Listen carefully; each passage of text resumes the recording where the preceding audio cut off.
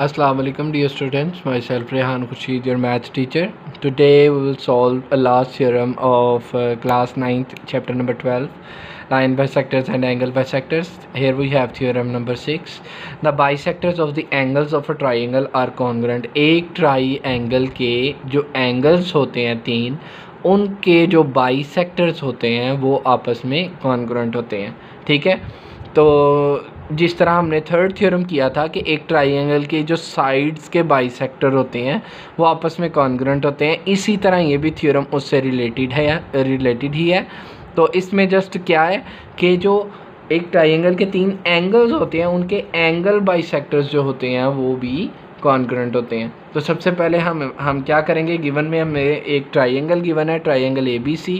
तो प्रूव हमें क्या करना है कि bisector of angle A, angle B and angle C are congruent. Construction में हम क्या करेंगे, बाइसेक्टर बनाएंगे एंगल B का और एंगल C का। तो एंगल B जो है वो हमारे पास इस ट्राइंगल में ये है, तो यहाँ पर हम एक डॉटेड फॉर्म में बिल्कुल मिडल में जो इस एंगल को दो टुकड़ों में बराबर टुकड़ों में डिवाइड करे, एक डॉटेड फॉर्म में लाइन लगाएंगे, क्योंकि ये हमारी कंस्ट्रक्शन है इसलिए डॉटेड फॉर्म में आएगी। तो अब दोनों एंगल्स क्योंकि बराबर है तो हम यहाँ दोनों तरफ छोटा छोटा इक्वल का साइन लगा देंगे। ठीक है, उसके बाद हमने क्या करना है, C का भी बाइसेक्टर ड्रा करना है। तो C का बाइसेक्टर ड्रा करने के लिए एंगल बाइसेक्टर, तो एक एंगल यहाँ पर जो बना होगा इसको बिल्कुल मिडल से हम हाफ करते हुए एक स्ट्रेट लाइन डॉटेड ड्रा करेंगे। इस तरह ये एंगल भी दोनों आपस में बराबर हो जाएंगे, एक एंगल दो हिस्सों में टूट जाएगा। ठीक है, और दोनों हिस्से बराबर होंगे। बराबर के सिंबल के लिए आप यहाँ भी एक छोटी सी लाइन और यहाँ भी एक छोटी सी लाइन लगा देंगे। ठीक है, तो हमारे एंगल B और एंगल C के बाइसेक्टर्स ड्रा हो चुके हैं। फिर आगे हम क्या कहेंगे, विच इंटरसेक्ट एट पॉइंट I, मतलब ये जो C का बाइसेक्टर निकल रहा है और यहाँ से जो B का बाइसेक्टर निकल रहा है एंगल बाइसेक्टर, ये आपस में जिस पॉइंट पे मिलते हैं वो पॉइंट का नाम है I। ठीक है, from I draw IF perpendicular to AB। उन्होंने कहा है कि सबसे पहले फिर जो वो पॉइंट I होगा वहाँ से एक 90 डिग्री पे परपेंडिकुलर IF बनाना है AB के परपेंडिकुलर, इसी तरह IE बनाना है AC के परपेंडिकुलर, इसी तरह ID बनाना है BC के परपेंडिकुलर। तो परपेंडिकुलर का मतलब होता है कि ID है, अगर उसको हम BC के परपेंडिकुलर बना रहे हैं तो इसका मतलब ID और BC के दरमियान यहाँ पर 90 डिग्री का एंगल होगा। ठीक है, यही यहाँ पे लिखा हुआ है, draw IF perpendicular to AB, ID perpendicular to BC and IE perpendicular to CA। Now start करते हैं। अब हम अपनी स्टेटमेंट्स जो हम देते जाएंगे और उसकी रीजंस बताते जाएंगे। ठीक है, ताकि ये थ्योरम प्रूफ हो जाए हमारा। तो स्टेटमेंट सबसे पहले हम देते हैं कि ID जो कि कॉन्ग्रुएंट है IF के।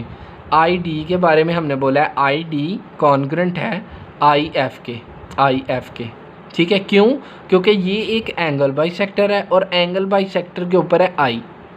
तो एंगल बाइसेक्टर का उसके आर्म्स से फासला, यानी कि इस आर्म से और इस आर्म से फासला बराबर होता है, इसलिए ये दोनों बराबर हो गए। किस थ्योरम के लिहाज से, ये अभी हमने पीछे पढ़ा था, उस थ्योरम की स्टेटमेंट हम यहाँ लिख देंगे। Any point on the bisector of an angle is equal distant from its arms. ठीक है, यही रीज़न, सिमिलर रीज़न हम देंगे ID एंड IE के लिए, क्योंकि ID और IE C के बाइसेक्टर के ऊपर आ रहे हैं, एंगल बाइसेक्टर के ऊपर।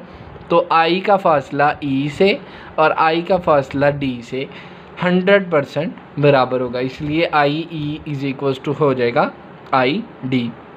सिमिलर रीज़न देयरफॉर हम ये भी कह सकते हैं फिर कि IE कॉन्ग्रुएंट है IF के, IE कॉन्ग्रुएंट है IF के। क्यों? ये देखें, ID लेफ़्ट और लेफ़्ट बराबर है तो राइट और राइट तो बराबर होगी, राइट साइड। तो ये रहा हमारे पास IF और ये रहा IE।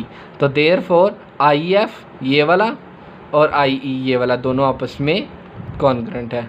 ठीक है, तो ईच कॉन्ग्रुएंट ID प्रूव्ड, ये हमने प्रूव कर दिया यहाँ से इन दोनों की मदद से। ठीक है, क्योंकि लेफ़्ट और लेफ़्ट बराबर थी और राइट तो फिर बराबर होना बनती थी।